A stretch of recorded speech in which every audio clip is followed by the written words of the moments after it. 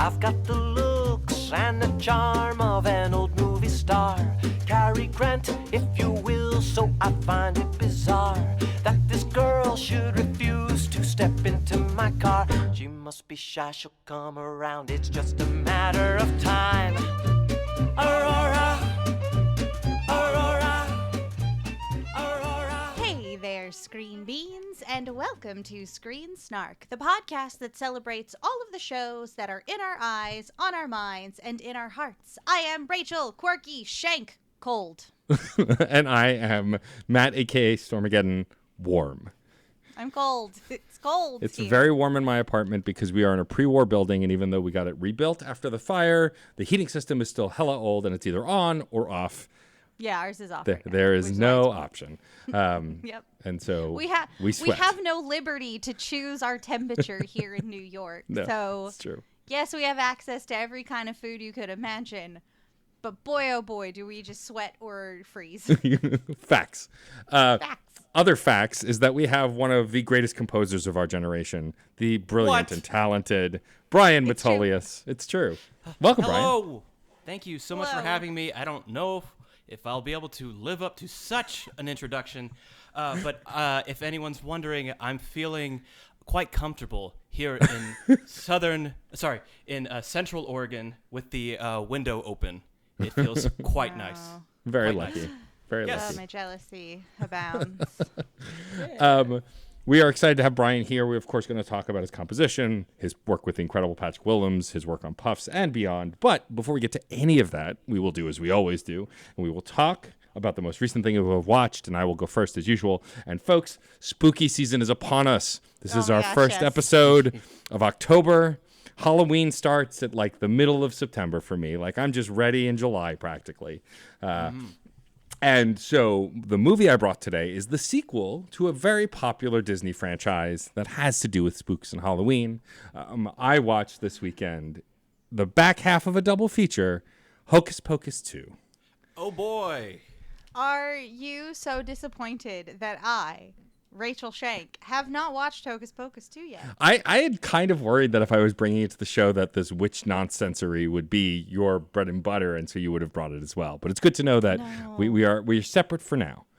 For the moment. I have also not seen that yet, but plan to very soon.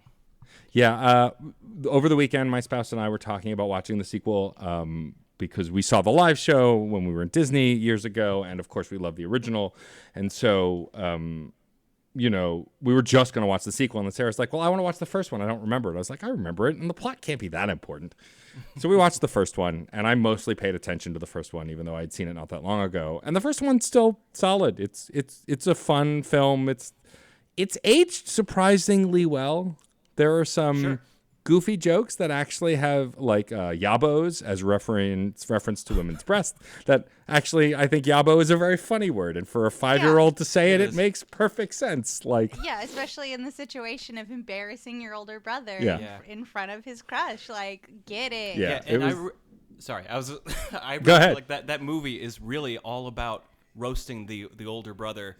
Yes. And just like even the last line of that movie, for like, I had to wait for a virgin to light a candle. Like, I feel like the whole movie is just making fun of him for being a virgin. And everyone is just constantly reminding him that he is one. And it's kind of brutal and very funny when you watch it with that kind of read into it. Yeah, it's a classic, and I still really enjoyed it. And then from that we jumped into the one I'm here to talk about, Hocus Pocus 2, which shows the return of the Sanderson sisters. It takes place, I think, 20 years later. It's meant to be more or less present day, current day in Salem. The story centers around 3 young girls, 2 of which who are very close friends, and a third who seems somewhat estranged. It's the classic, like, meta boy isn't as good friends with us anymore, falling out kind of high school narrative.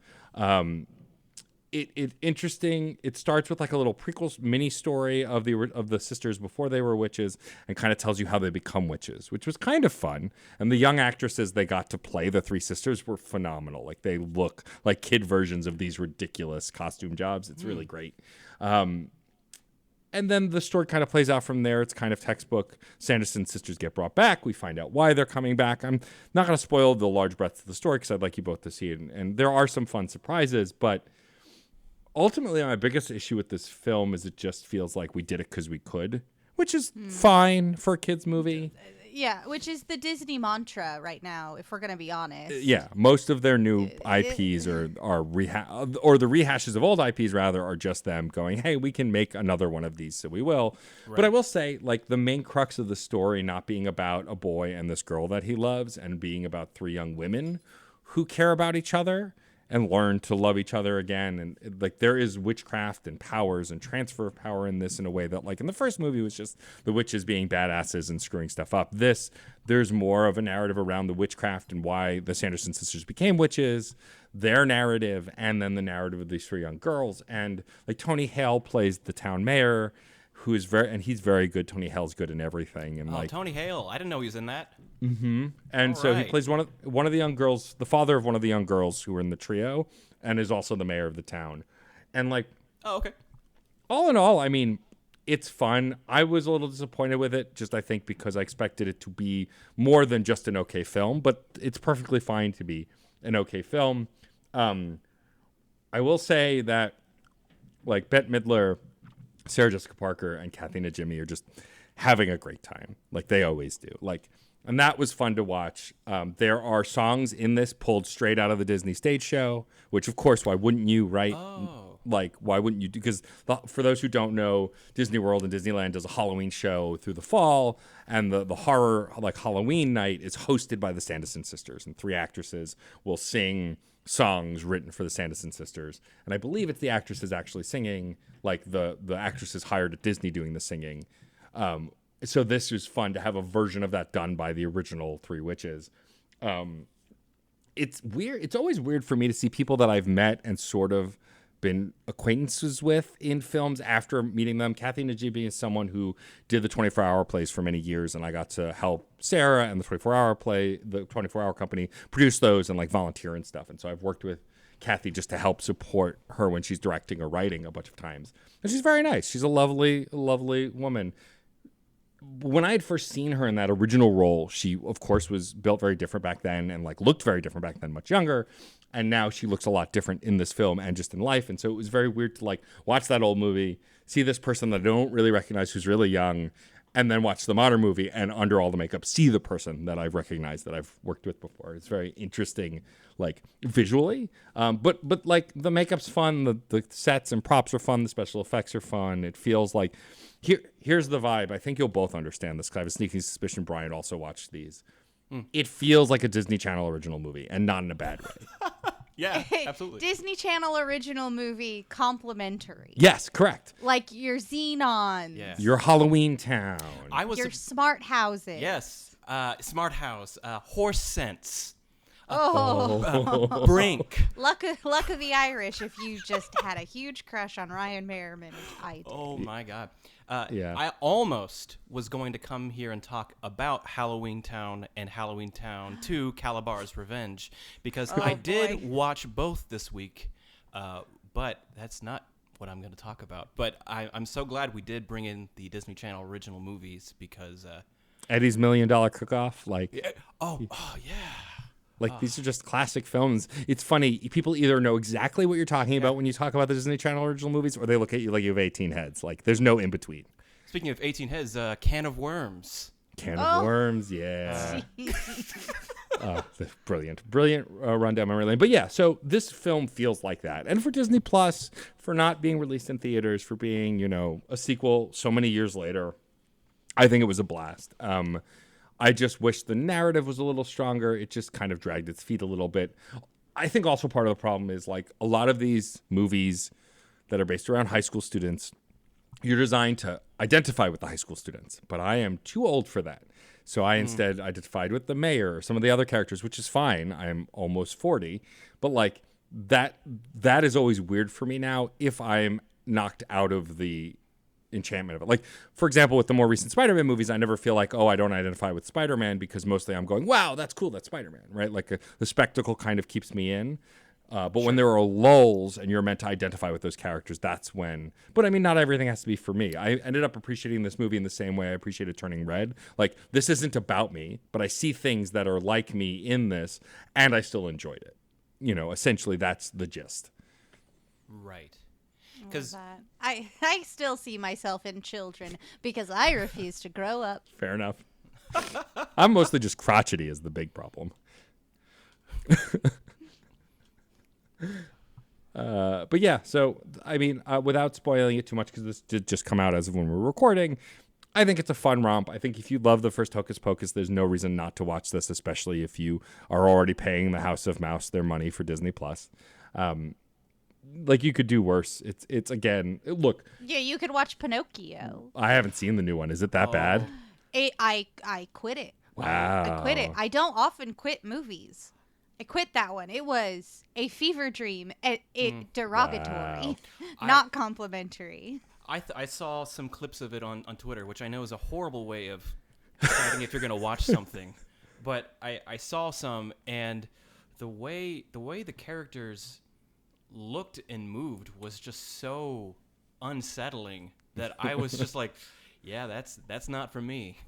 I'm gonna sit this one out because it was frightening. It's too many minutes of Tom Hanks alone in his little like workshop house, Uh-huh. speak singing to himself, surrounded by ugly CG that's going for the aesthetics of the original piece. Yeah. But the problem is the reason that Pinocchio looks good in his animated world is because everything else is like similar line work and shading and color. Right. Like you remove that and just put this like same shaped puppet in real life. It looks very upsetting. Yeah. And I couldn't make it to all through the Honest John scene. Like, as soon as we were on the street, I was like, I'm not interested in this Pinocchio. I have to go. This isn't about this Pinocchio, but I'm just saying you could do worse if you watch the remake of Pinocchio. Fair. I mean, the ones that I've watched, which is not all of them, I have not enjoyed any of the live action remakes of the Disney movies. I couldn't get through The Lion King. I watched all of Beauty and the Beast and didn't like it. I still haven't watched Aladdin. Like Dumbo, I haven't watched. Like, if they had remade Hocus Pocus, I probably also would have been upset. The fact that it's at least a sequel, it's the original actresses, it's having a good time.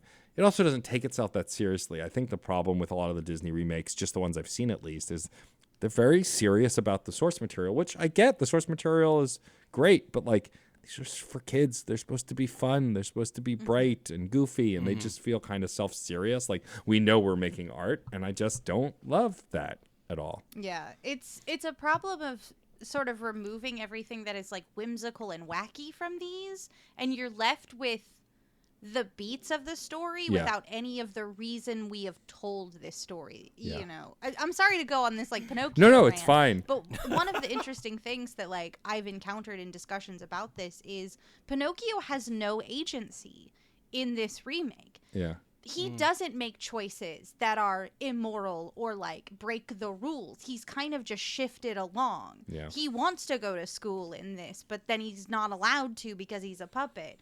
He doesn't want to misbehave on Pleasure Island, you know? And it's like, no, he should want to do like the whole point is Pinocchio's kind of an asshole. He's just kind of and a he learns flat to not protagonist in be this new one. so much of an asshole, but you've kind of just shifted him to be this set piece that moves around within the world, but it's live action this time. It's terrifically soulless. My wife is an animator and an animation producer. So I haven't watched them mostly because anytime that one like a trailer drops for one, she gets on her soapbox and basically says if they're going to use, I mean, she could probably go on and tell you exactly what she means by this and all the intricate details, and she does a long rant about it. But what it comes down to is if they're going to use the same designs and the same look from the animated movies, they should credit the character designers and the artists of the animated movies, but they don't do that. They don't. They Nope. and even when they do a very literal adaptation, like this new Pinocchio movie, which I mean that movie was 80 years ago, so it's not so much a big deal. But we're talking like things in the 90s, like Aladdin and Lion King. There's no credit to the animators or character designers. Yeah. Or worse, like any of the storyboard artists, even if Yeah. they're gonna anyway. No, you're right. You're totally right. So we Yeah. set them out on purpose. Yeah, I mean that's fair. And going back to what Rachel was saying about whimsy before we wrap up on Hocus Pocus 2, like as of the day we're recording, they finally released a teaser for the Super Mario Brothers movie. And while I, like everyone else, I made fun of it being Chris Pratt and not doing a Mario voice, after watching the teaser and seeing Jack Black as Bowser sound like Bowser, and like Keegan-Michael Key playing a character as Toad, like I'm genuinely excited for this movie. And I get it now. If you had to have any character play it flat, it would be Chris Pratt. The rest of the characters are acting fine. And like it looks like it has, but the thing that like I think is important with that trailer, and the reason that I bring it up, is because there's whimsy in that trailer. There's whimsy in that trailer, and you can feel it from Shigeru Miyamoto. You can feel it from the folks at Illumination, and that just feels empty from these live action Disney things. So, yeah, I'm with you, Rachel. I'm with you, Brian, and your partner as well. But anyway, Hocus Pocus 2, I think, is worth watch if you like the original. It's fun, but it's not. Is it also campy? It in is that camp. same, Oh, it's like- absolutely okay, good. campy and Oh, cheesy. Good. Yeah. It's absolutely. If you're looking for more of Hocus Pocus, you could do worse than watching the sequel. I think it's fun, it's campy, and you'll have a good time. I think if it's what you're really tuning in for. Cool. Well, Matt, if you had to sum up Hocus Pocus 2 in just 3 words, and you cannot use hocus or pocus or 2, how would you describe this film? Magical mayhem multiplied. Nice. I thought you were going to go Midler, and I was like, yes. I mean that too. Yeah. It's Bette Midler. Like, come on. Yeah. Come on. Yeah, it's fun time. Definitely, both of you, knowing that you're fans of the original, should absolutely watch it. I think. Oh, you'll yeah. have a I've good just time. waited to block out enough time in my life to watch the first one and then the second Right, of one. course. Yeah, good call. Good You call. know. Yeah, you got to double feature it. You gotta. But moving on. Get all that Billy. You gotta. all that. Oh, Billy. Oh, Billy that's the other thing. I did forget to mention that Doug Jones does reprise his role as Billy the Butcherson and talks did a see lot that. more in this one, and he's great. He's always great. Great. Doug Jones is one of my heroes. He's just brilliant. Yeah. So I should have shouted him out sooner, but one of the highlights of the film for sure is everything that Billy does. Okay, Rachel, my intrepid co-host, what is the most recent thing that you, my friend, have watched? Well, I'm going to continue the spooky, campy creatures of the night train and say in preparation or in response to an inability to view the first episode of Interview with the Vampire, AMC's app for playing this is absolutely bonkers. I could only get 20 minutes in and the app kept crashing. So forget you, AMC app. I'm gonna raise a Jolly Roger on this because I do want to watch this.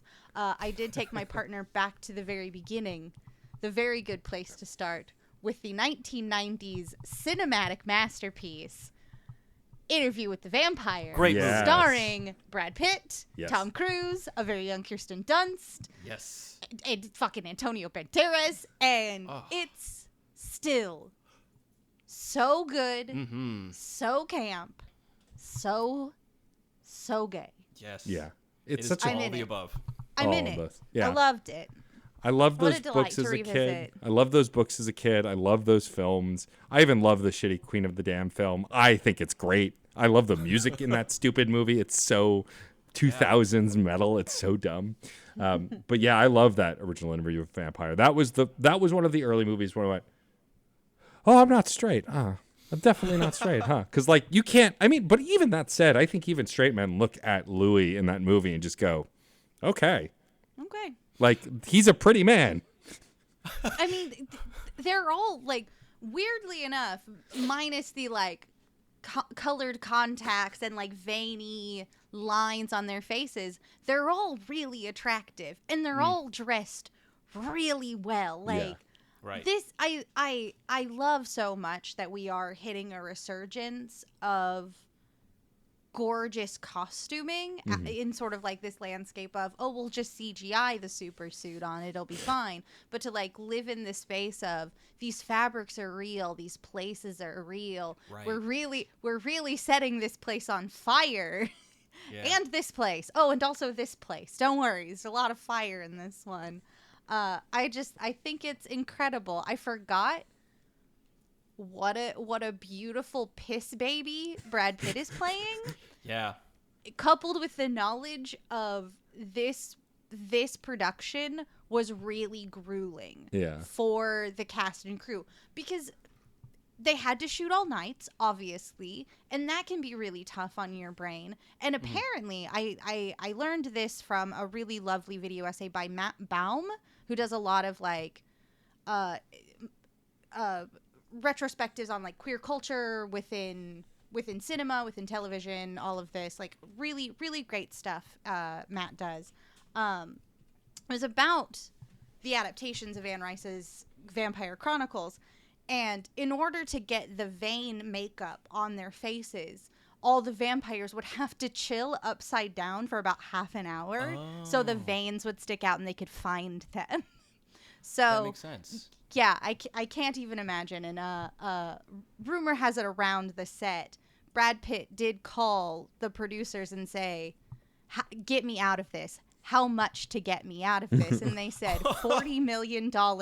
And he went, okay, I'll finish it. He said, So keep me in this. Keep I me guess in I'll this. I guess I'll stick around. So it was very fun to rewatch this with the knowledge that like this misery that is just infesting Louis is also just Brad Pitt just having a terrible time.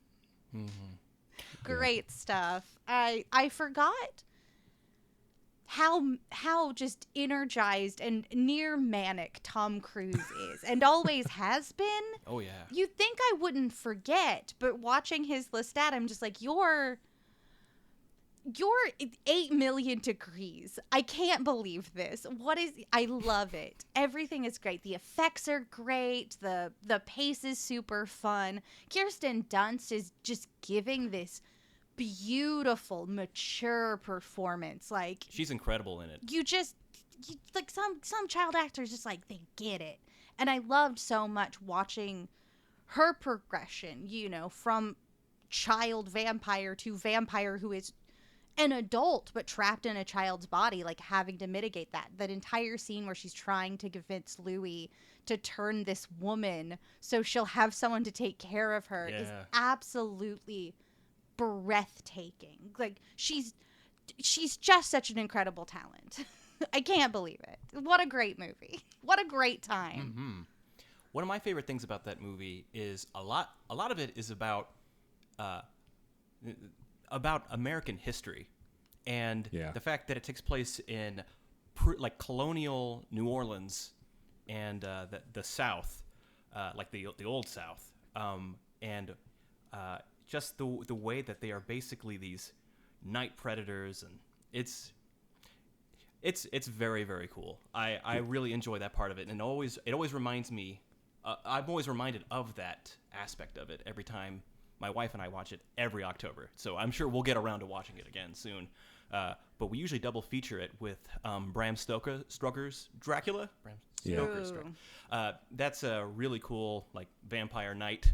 Usually that we carve aside around Halloween. That's a great choice to watch.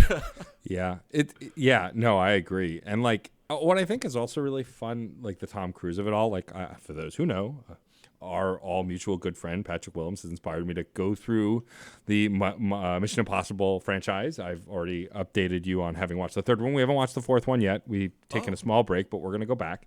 But I recently watched, after just seeing Tom Cruise in the media more, like, because he's just a mega star now, like even more than ever before, I went back and watched Interview with the Vampire a few years ago. And like, I remember as a kid or younger being like, oh, he was miscast. I liked the other versions of Lestat, like in Queen of the Damned. But then rewatching it again recently, I went, no, he's not miscast. He seems a little old for the way the character is described in the book, but who cares? Like facially, because the way he acts, he is absolutely the immature brat who wants you to dom him kind of personality that he needs to be for that character. And he's so erratic and so, like, especially the back half of the film when he's kind of like lost it. So great. And like that performance is one of the many reasons why I think Tom Cruise is one of the greatest actors ever. Like, a lot of people like to bottle him, and I think, yes, his more recent stuff can seem very like the same, right? All the Mission Impossible stuff. But I think that's even a broad oversimplification. I think this film, like you were saying, Rachel, shows, especially those three actors, Kirsten Dunst, Brad Pitt, and Tom Cruise, it shows their variety and diversity of acting before we even saw it so many years later. Like now Brad Pitt plays a goof, plays dramatic, plays funny, plays serious all the time. Same with the other two. But like back then, like this was like their defining roles. Like it really put them on the map, showing that they could do these over the top characters and do them really well. Mm-hmm. Yeah, it's very fun to see the perspective of Tom Cruise's next level charisma utilized for this manipulative but seductive character of Lestat. Like yeah. I love Tom Cruise's Lestat. Like yeah. Bar none. I'm very excited to see this new actor's approach to Lestat. I really enjoyed what I was able to witness of that first episode.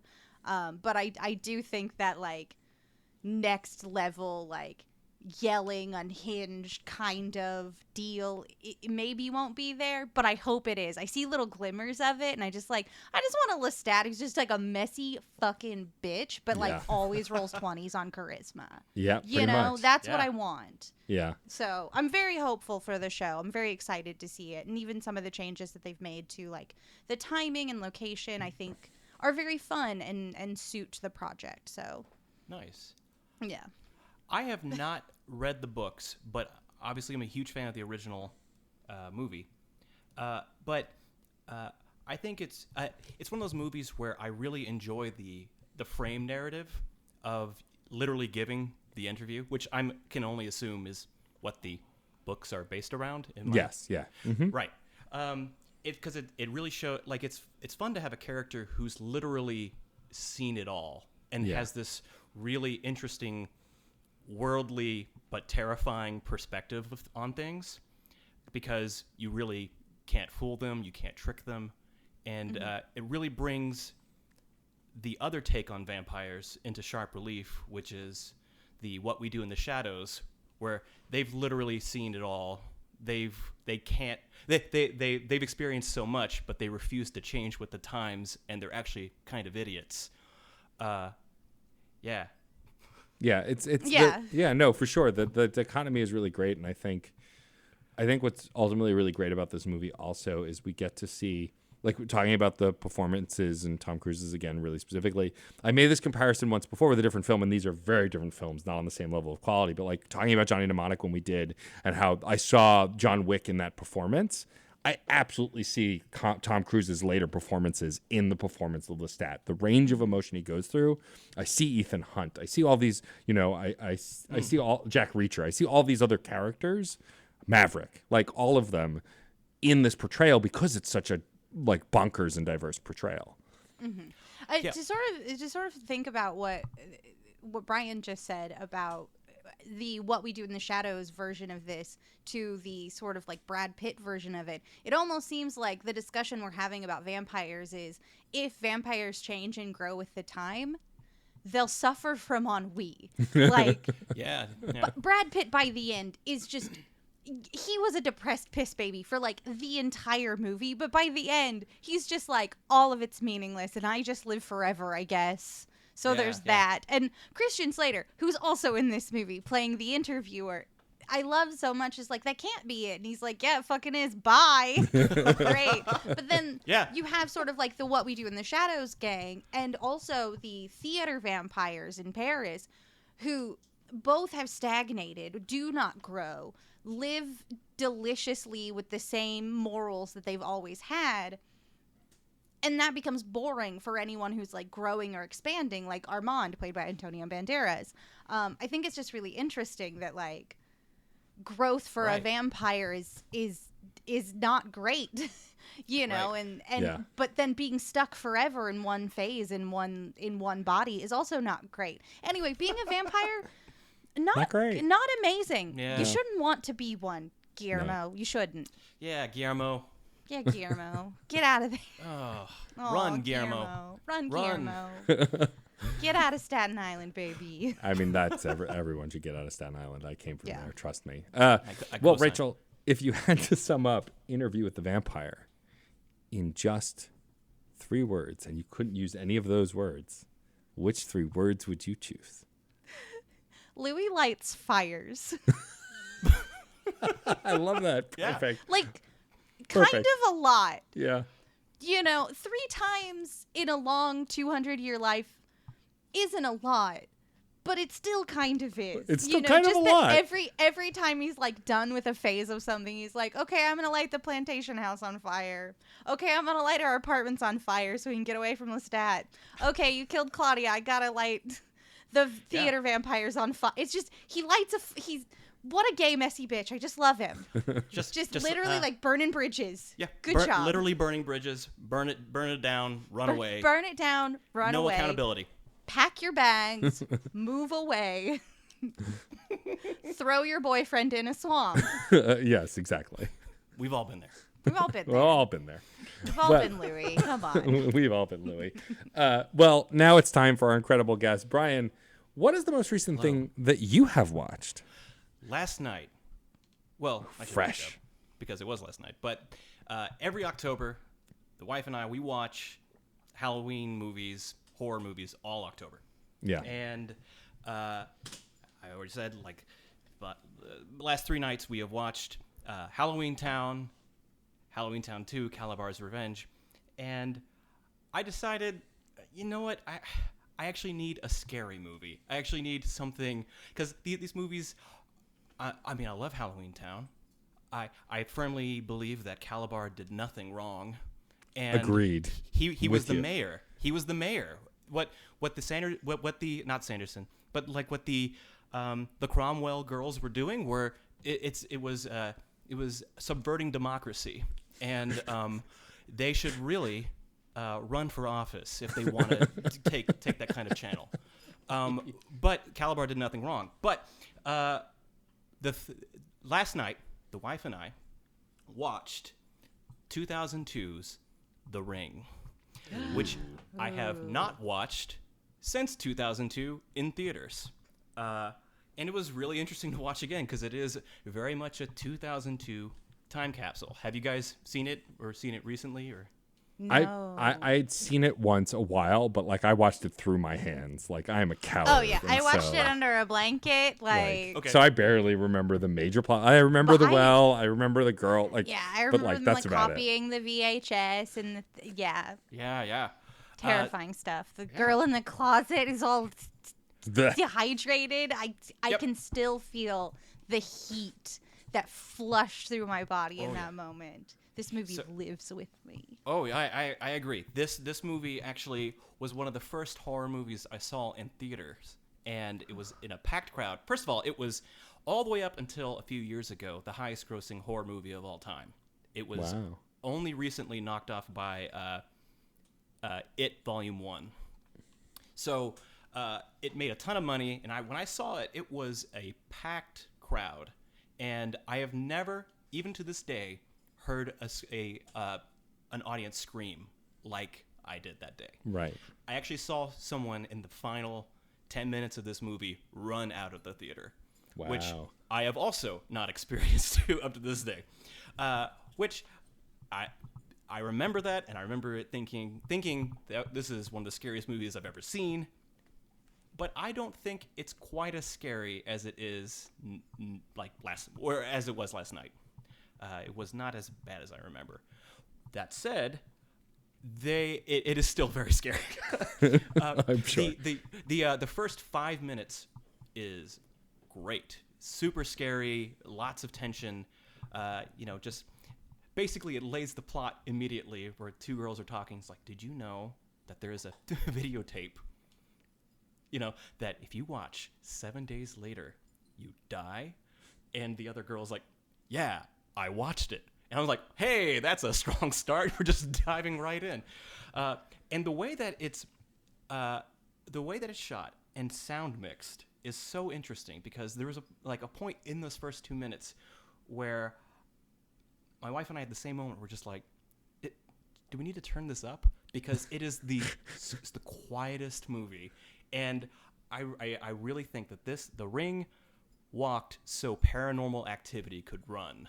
Sure. Like, both are very quiet movies.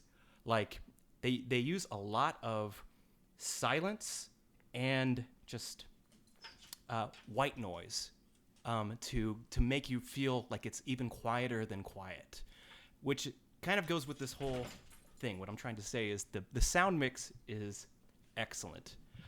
It takes place in Seattle, so there's always rain going. And rain and white noise, like static from a television, they sound very similar. Mm-hmm. And, when you're in like a quiet room or the TV is on late at night with that static, not really a thing so much anymore, but when we were kids, the static was on. Rest in peace, cable. Right. Forever in our hearts. In peace, static. It was just like a signifier of just like a really quiet space. Mm-hmm. So this movie really, it has some jump scares, obviously, but by and large, it's a very talky kind of movie, but also like very, very quiet.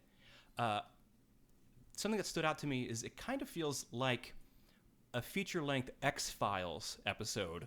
Okay. Yeah, with like completely different characters, because it is a mystery. Yeah, they're trying to like solve the puzzle and stop themselves from dying. Like, yeah, but it's like, also it's like, is this really going to happen? Like, it's like, it seems so weird that all of these cases are connected of these people dying who have checked this film out of this archive. Like, is that a weird coincidence? And they talk about coincidence. I'm like, oh, this is like a Scully and Mulder conversation. It's like, I want to believe. It's so I think if someone's listening to this podcast and they like the X-Files but have not seen The Ring, and are in the mood for something really scary, because I have to say the final 10 minutes are, I don't think they really are. It really is a scary, because it's been lampooned to death. Right. Sure. The final 10 minutes of this movie, but I remember back in the day, it was terrifying. It ripped my guts out. Oh yeah, like I didn't sleep for days. Like, yeah. It's funny, people like to make fun of, this reminds me of like the Blair Witch, like a lot of people like to make fun of that now, but when I was in that theater, like, it was a nightmare, like screaming, people freaking out. Like, now it's like the butt of every joke, but like at the time, and I think if I rewatched that movie in isolation without like just in the dark by myself, I'd still be scared by it. And I think The Ring for sure would do the same. Mm-hmm. So Naomi Watts stars. She's incredible. But I gotta say, the person that I was not expecting in this movie, and I don't think was such a big deal back in the day, maybe you might disagree with that, but I don't remember him being in stuff at this time. But Brian Cox.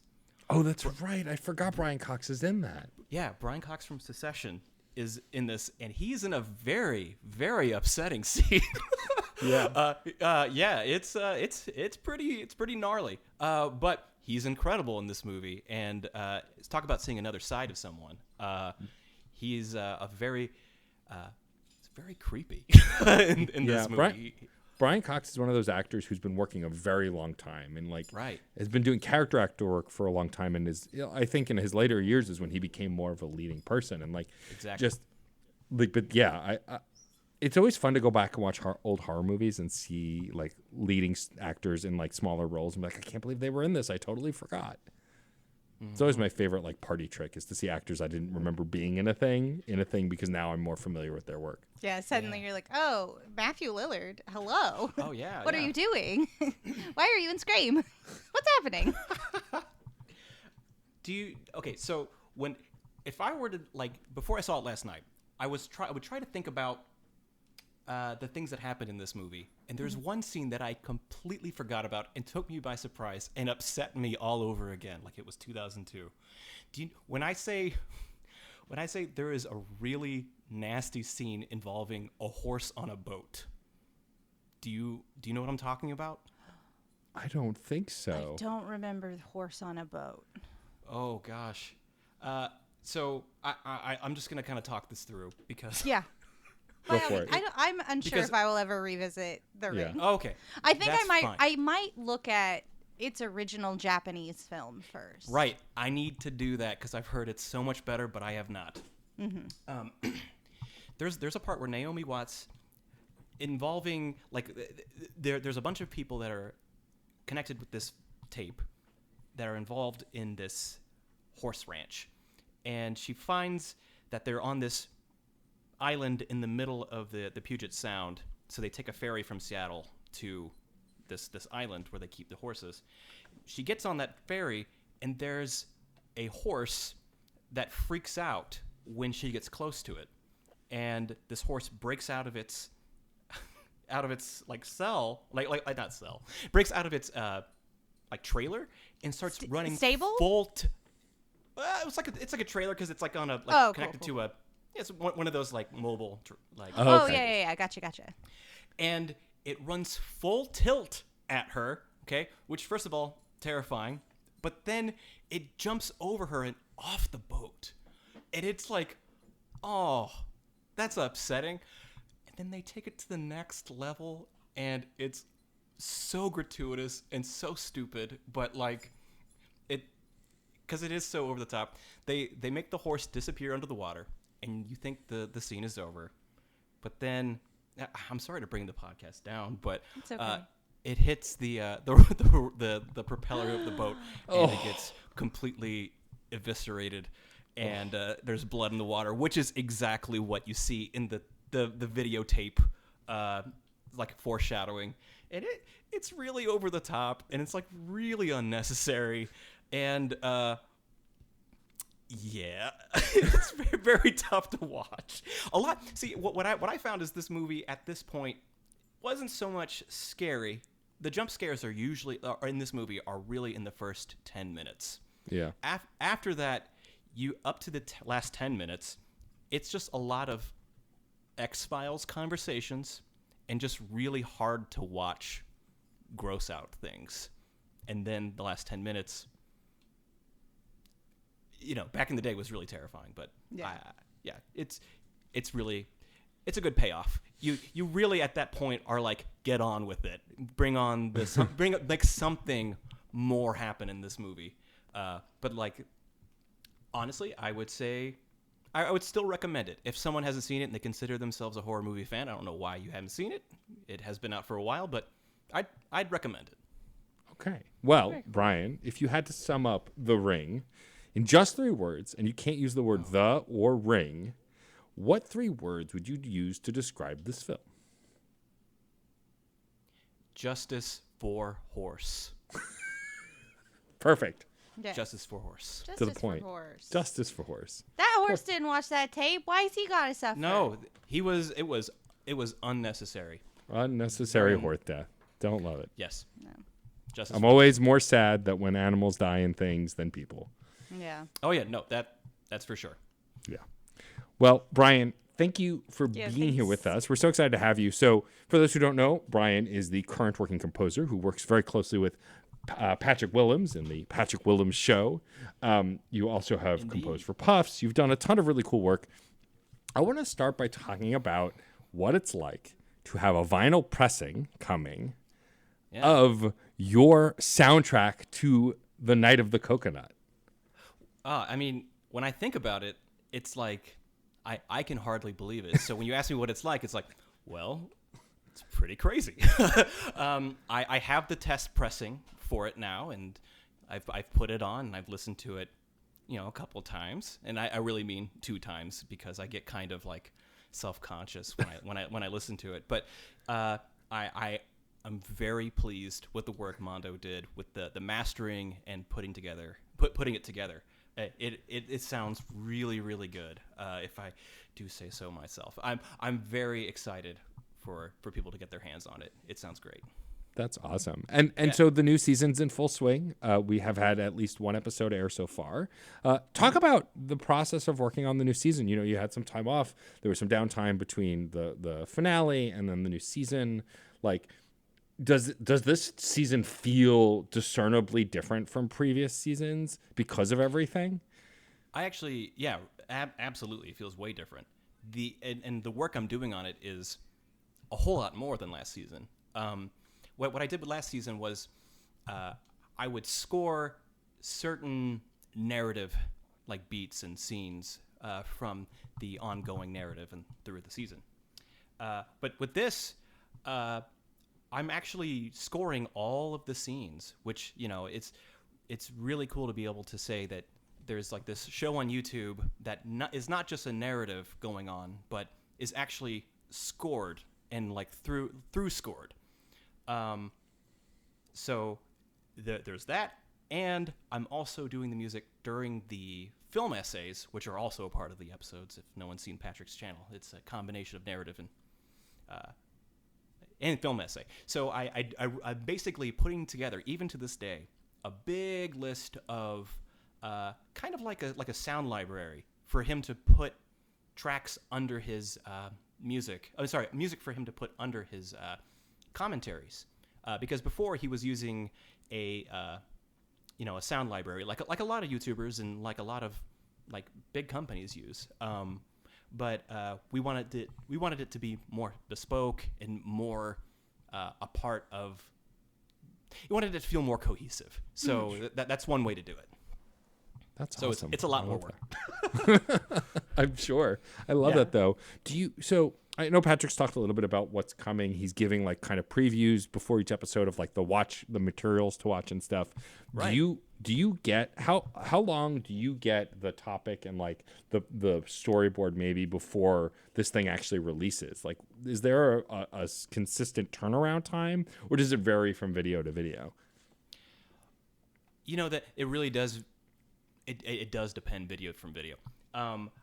I've known about the Zack Snyder, the infamous Zack Snyder video for months and months now. For those who don't know, the next video is about the works of one Zachary Snyder, and specifically the run from 300 to his Owl movie. Oh, the Guardians of of Ga'Hoole. That's right. So I'm really I have not got the I have not got the narrative yet, but I'm really hoping to do some Brian Tyler-esque music. Yeah. I'm actually a really big Brian Tyler fan. I'm speaking of the the Mario movie, which we talked about earlier. I just found out today he's gonna be doing the music for that. That's gonna be great. Interesting. All right, Very that's cool. cool. Yeah, he's working with Koji Kondo, and Of course. oh yeah, and his work on the Fast and the Furious movies is perfect. So when you think about the Fast and Furious movies and their sound going with Mario, it may not make much sense, but he's actually done a ton of work and can wear a lot of different hats. So I think he's going to be great in that. But specifically his Zack Snyder music is very rock and roll, and I'm very excited to do that kind of stuff with the video. It's usually That's like a fun. really, really quick turnaround time. So I really hope to get it soon. That's YouTube. It's funny you brought up something that I didn't even think of when we've previously spoken as well. Do you often try and like sort of fit the framework of the content to the style you write in? Like for Night of the Coconut, it was wholly it could be your own thing because you were writing for an original narrative. But like, for example, the most recent one was like about the people of Sam Raimi's Spider-Man. Did you feel yourself wanting to go in a Danny Elfman-ish direction? Did you feel yourself wanting to like touch on the music of those movies, or was this just something separate? Oh, I mean, I commit to the bit every single time. And what I actually the fact that you asked that question tells me that I did a good job. Because if you go back and watch the latest video, which is about the background characters in Spider-Man, I absolutely do an impression of Danny Elfman at the beginning of the movie when basically he commits to the bit. So he's like, "Who am I?" You know, that whole introductory thing. I'm doing a style parody of Danny Elfman's Spider-Man 1, like a piece that plays under "Who am I?" So you might even be tricked into thinking that he got the rights to use the original under it. But if you listen carefully, I'm even using themes from the original, like last season, woven into the Danny Elfman style. But my favorite, we actually talked about it earlier, is when he did the Francis Ford Coppola episode. Mm-hmm. Most of Francis Ford Coppola's movies have incredible scores, but one that's start to finish score, because some of them use a lot of songs, is Bram Stoker's Dracula. And if you watch that part where he talks about, like in part of Patrick's video where he talks about that movie, I'm also committing to the bit very hard with a lot of whispering voices, operatic. I even sing "Let's Get Coconut" in that style. And yeah, it's like I feel like the music should absolutely, if he's going to do a film about film, the score should also be about the film that he's talking about. That's such a brilliant idea. Just make it cohesive. You might say that you get coconuts with this music. You know, I hope one does. Oh boy. Oh God. That joke's gonna drive me coconuts. Oh man. No. If you've seen the track titles for the Night of the Coconut soundtrack, mm-hmm. I also commit to quite a few horrible puns. My favorites are Shell Razor. Do you like pina colliders? Those are some of my favorites. But almost every single track. And one of my heroes is Michael Giacchino, and he also loves to do little winks and nods in his soundtrack titles, and I wanted to follow in that footsteps because I thought that's a really excellent idea. I love that so much. It's such a great idea. Yeah. Brilliant. I'm curious, Brian, like we were talking about your traditions for the fall, and like you're a big music nerd. Does your music taste shift during the fall too? Do you listen to spookier songs or like more fall stuff? Like I, for one, am listening to a lot of Taylor Swift's Evermore. It just feels like a fall album. And so I'm curious if like there are albums and songs that you listen to a lot in the fall as well. Absolutely. Yeah. At some point I changed from, I really changed from listening to rock pop from the 60s, which I love to listen to in the summer, to I mean more classical and metal in the fall. All right. Like right now I listened to today I listened to 2 albums by the band Baroness that I really like. I'm just now getting into them. They're the Red Record and the Blue Album. That's literally the names of the two. They're quite excellent, and I do listen a little more metal in the fall, and then Christmas I go full into Christmas music. Very fun. I started getting the like hints, like little motifs of holiday music at the beginning of September, and I almost threw myself away. I was like, why? We can't. Yeah. It's not time yet. But like, we're not there yet. Yeah. It's like the planting of the seed, and then suddenly it's like, oh, it's all holiday music all of the time. Yeah, I love Christmas music. Not a lot of composers will say that, but I love Christmas music, and but I will not listen to it until after Thanksgiving.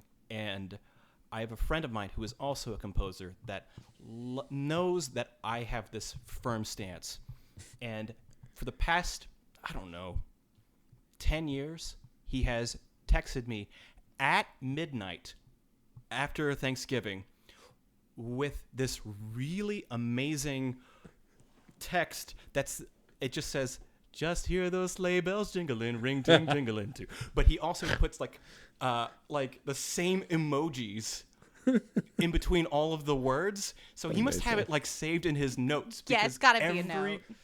And it's like every like midnight. And I actually just texted him a few days ago. I go, I know what's coming.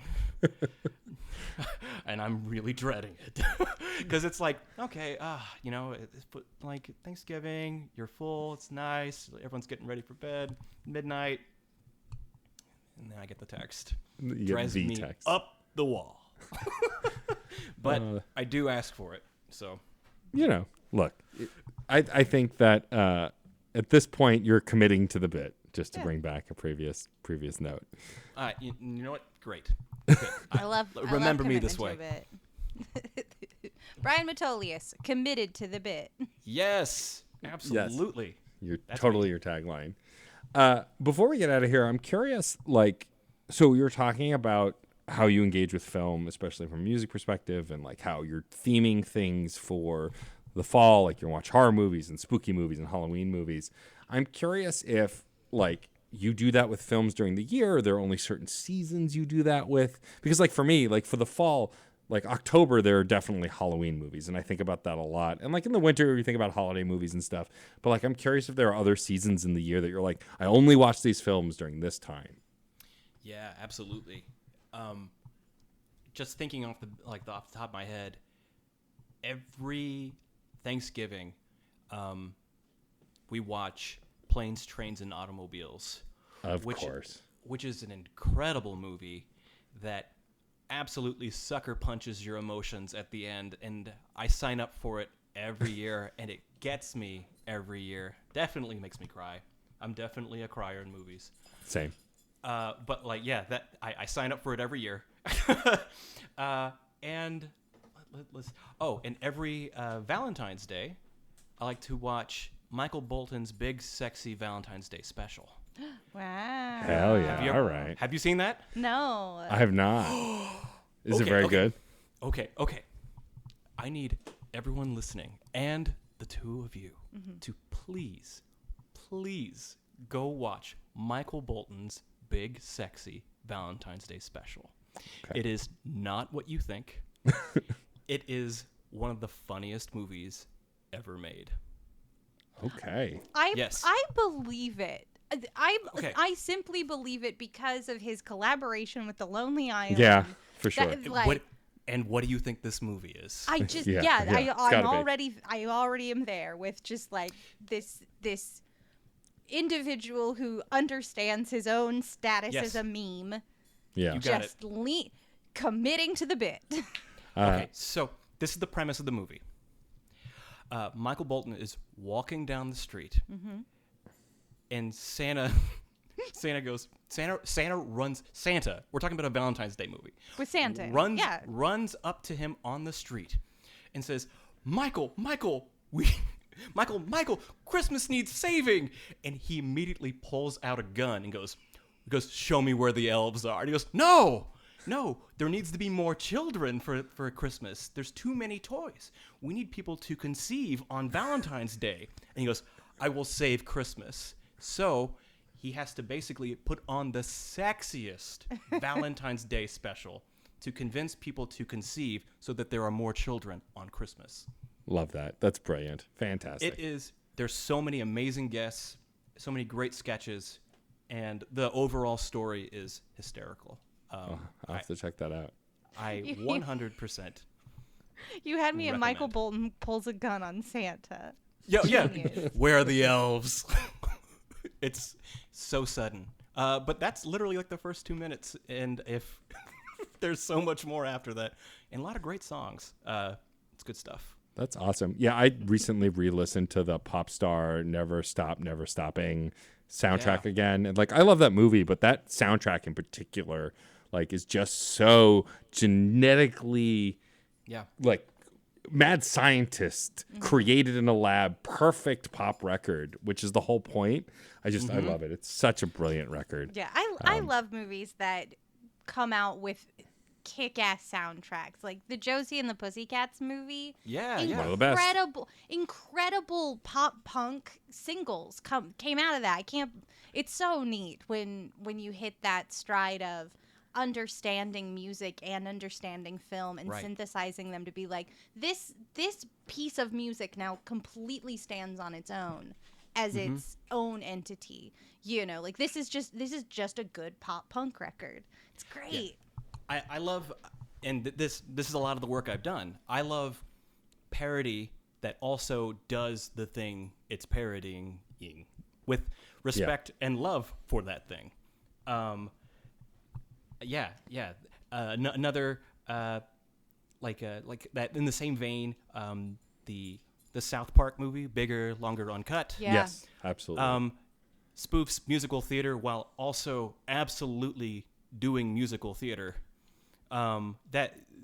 It's one of my favorite musicals. Although my favorite is West Side Story, but like I think the South Park movie is actually an incredible musical. Yeah, I would agree. adhering to the thesis that in a musical your emotions have hit a certain point, you have nothing left but to sing, and then when singing isn't enough, you begin to dance. It's so primal.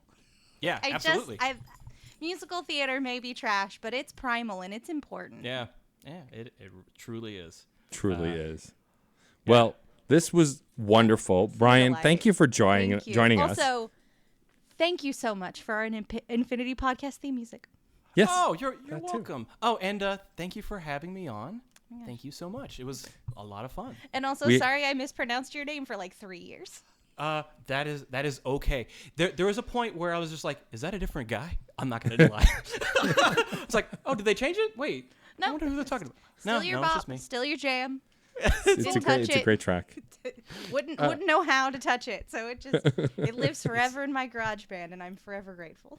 Hey, I'm glad it still is being used and people are still hearing it. So We still cherish it oh, wonderful! after all these years.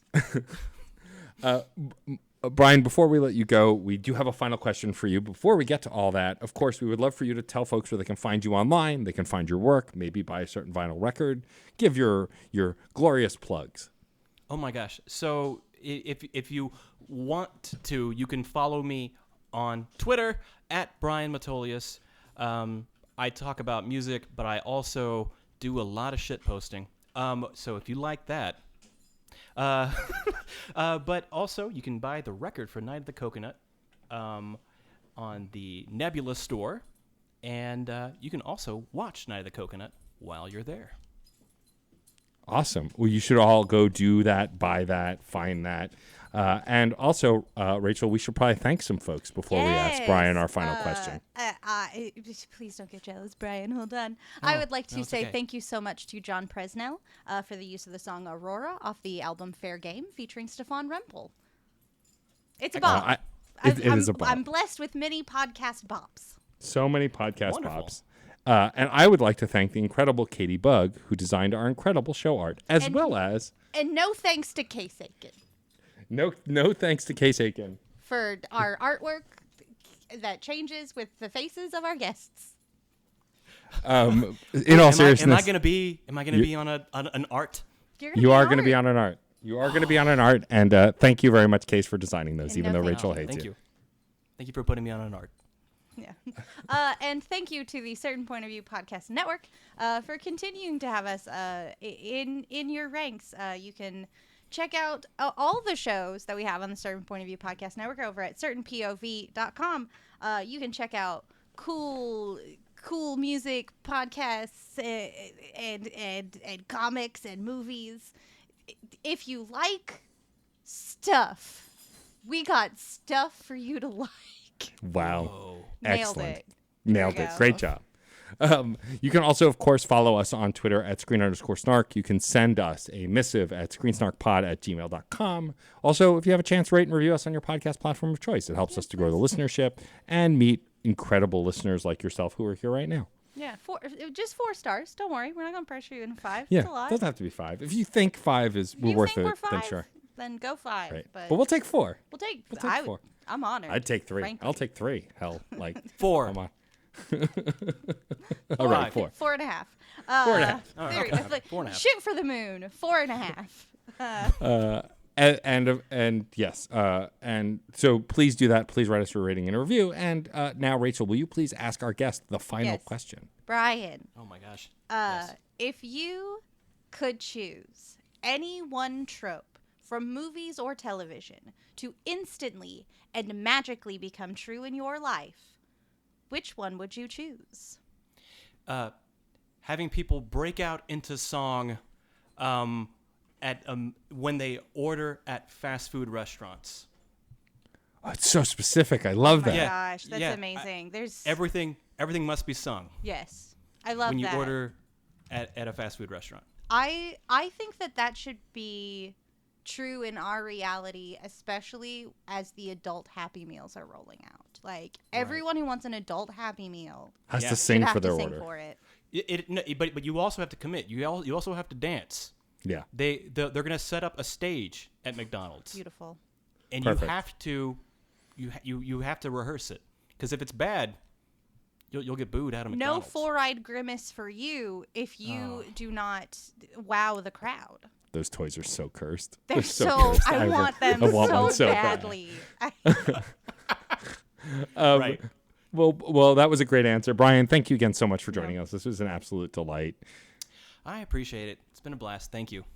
And I would also like to thank my brilliant, stunning, and talented co-host, the brilliant Rachel Quirky Shank.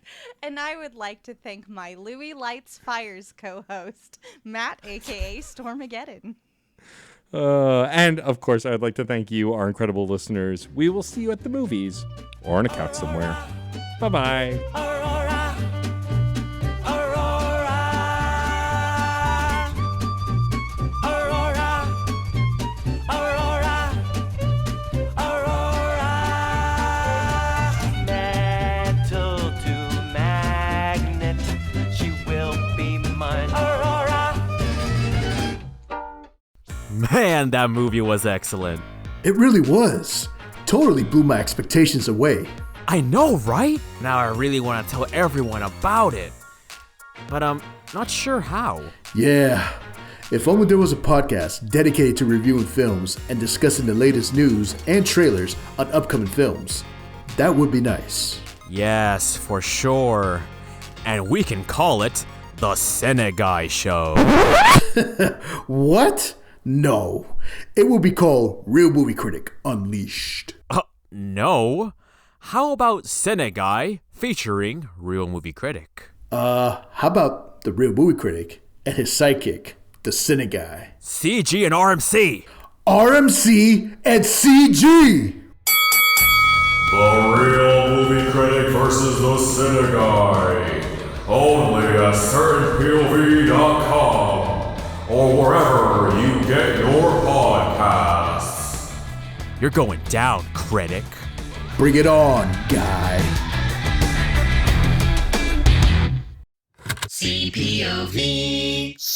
CertainPOV.com.